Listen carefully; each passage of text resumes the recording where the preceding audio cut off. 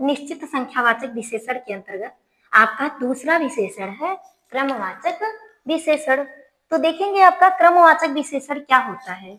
जैसे आप इसके नाम से ही समझ सकते हैं कि क्रम यानी उसका एक क्रम निर्धारित होता है, उसमें क्रमवार ही कोई जो है संख्या आती है आपकी।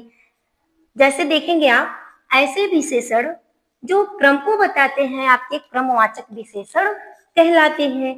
जैसे दूसरा, तीसरा, चौथा, प्रथम, पांचवा, कुछ भी आप कर सकते हैं आदि।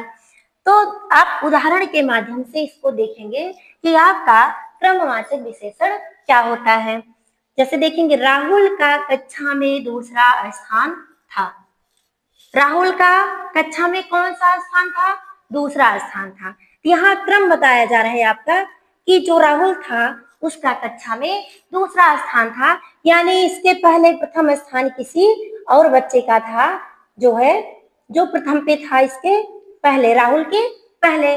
तो राहुल का जो स्थान था वह दूसरा स्थान था। तो इसमें एक क्रम निर्धारित हो रहा है, जिससे आप समझ सकते हैं कि आपका इस वाक्य में जो दूसरा शब्द आया है ये आपका होगा क्रमवाचक विशेषण। ये आपका होगा क्रमवाचक विशेषण। चलिए आप दूसरा वाक्य देखते हैं। जैसे गीता बहनों में तीसरे स्थान पर है।